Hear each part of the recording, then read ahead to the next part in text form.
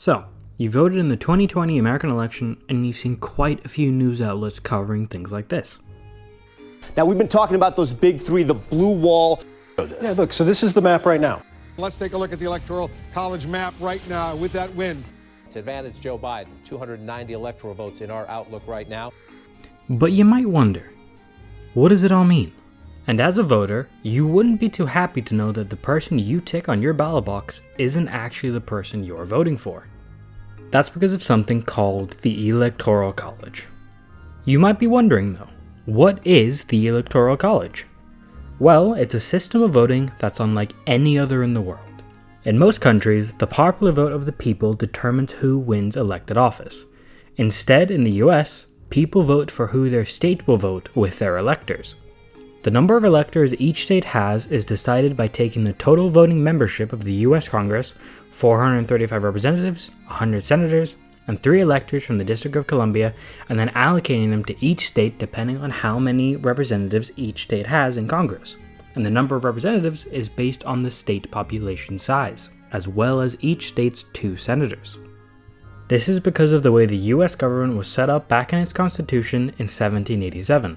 In Article 2, Section 1, Clause 2, which states how many electors each state is entitled to have. This is why every so often you see elected presidents who have not gotten a majority of US citizens to vote for them. Presidents who have lost the popular vote include John Quincy Adams, Rutherford B. Hayes, Benjamin Harrison, George W. Bush Jr., and Donald Trump. This has happened twice in the past 20 years, both for Republican candidates. And with the majority of Americans not being in favor of the system staying in place for decades now, and both political parties over the years having attempted to get rid of it, it begs the question, who does it benefit? And is it democratic?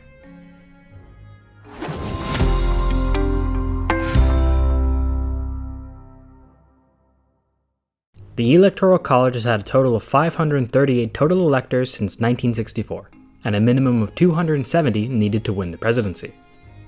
So when you're voting for your state's delegates, and if your state votes even 1% more towards either candidate, all the state's electoral votes go towards that candidate. That's why in California, for example, over 4 million people voted for Trump in the 2016 election, more than any other state barring 2, but all of California's electoral votes went to Hillary, as she got over 8 million votes, gaining all of its 55 electoral votes. To explain this further, let's take a look at Texas and Vermont. Texas has a population of over 25 million, while Vermont only has a population of 630,000. Texas has 36 representatives in Congress, while Vermont only has 1. Therefore, a representative in both states roughly represents the same amount of people. So Texas has 36 electoral votes so far, and Vermont only has 1. But they both also gain 2 more votes for each state's 2 senators. Texas is now up to 38 votes, while Vermont has 3. But this combination makes the number of people each delegate represents way different between states. This means that in Texas, 1 electoral delegate represents 3 times the amount of people as 1 in Vermont, and that makes each individual person's vote in Vermont more influential. And with the goal of 270 to win the presidency, every electoral vote matters. That's why you might hear the term swing state thrown around a lot during an election period. A swing state is a state that historically has not been seen to vote for either party consistently, and swings from one party to the other. The swing states, or otherwise known as battleground states, are some of the most fought over states as they usually determine the outcome of an election. That's why in 2016, Hillary Clinton didn't campaign once in California, as it was known that she'd win there without a hitch, just the same as how Trump only campaigned in Texas once. He knew the outcome of the vote would definitely favor him. But they both visited and campaigned in the swing state of Florida over 30 times. That's because Florida is one of the most important swing states, with 29 electoral votes and a history of switching sides during elections, voting for Obama in 2008 and 2012, and then Trump in 2016 and 2020. The Electoral College gives uneven powers to voters in these swing states. That's why a study found that a voter in Michigan had 51 times the voting power as a voter from Utah in the 2016 election. Swing states like these only ever come up on a national scale during an election, but they are always the ones deciding elections. So why does the US use this system? Why not just become more like a conventional democracy like many other countries and let the popular vote decide?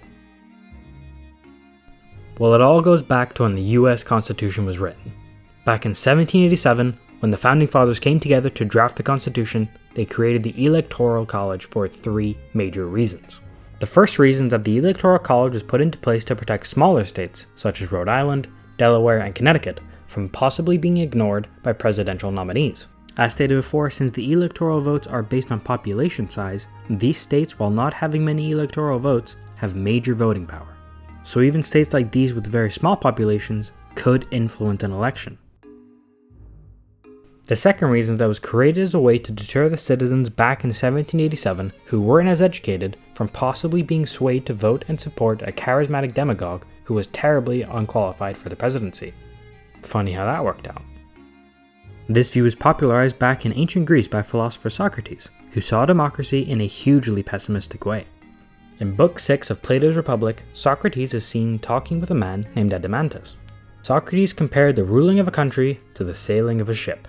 He proposed to Adeimantus that if he were going out on a trip by sea, who would he rather have take charge of leading the vessel? Just any random person? Or captains educated in the demands and complexities of seafaring? The latter, of course, said Adeimantus. So then why, responds Socrates, do we keep thinking that any old person should be fit to judge who should be the ruler of a country? Socrates expanded by saying that voting in an election isn't a random intuition that everyone has. Rather, it is a skill that is learnt. And just like with any skill, it must be taught, thoroughly, in the education system. And thus, much like Socrates, the Founding Fathers thought that the right to vote for a president should be given to those who know how to wield that right. Later in 399 BC, Socrates was put to trial over trumped-up charges of corrupting the youth of Athens. And by a vote of 500 Athenian jurors, he was found guilty by a narrow margin, and sentenced to death, killed by the very thing he fought so hard to prove was fallible.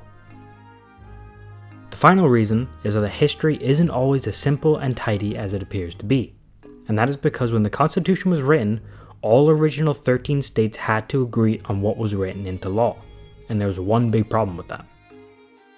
The southern states had major slave populations, in comparison to the north, which was mainly white and anti-slavery, and those northern states wanted only free people to be able to vote and to count towards the population.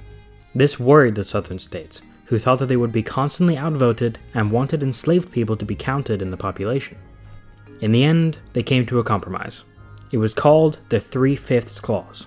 It stated that slaves would be counted in the population towards electoral votes, but only 3/5 of what a white man would be. That is why in 1800, a northern state like Pennsylvania and a southern state like Virginia, which had similar numbers of free people living in them, had vastly different electoral votes, because Virginia had a far larger slave population compared to Pennsylvania. Because of this, the southern states had major say in how the president would be chosen. And many experts say that the Electoral College was created purely as a concession to these southern pro-slavery states during the time of the signing. That is why 6 of the first 10 presidential elections in America were won by a candidate from Virginia, which was one of the most populous states in the 1800s thanks to its huge slave populations that raised its electoral vote count. And with such an uneven distribution of power given to American voters, many are starting to notice. But it's only going to get harder and harder for those trying to defend the Electoral College to continue. Many now, even in the political arena, are also starting to speak up about this. Is that we can have national voting, and that means get rid of the Electoral College and everybody. Yep. The Electoral College always has and always will give more power to some and less to others, and those most staunchly defending it always seem to be the ones benefiting from it the most. So in these times of voter suppression and misinformation, you must ask yourself, does your vote really matter? Because it should.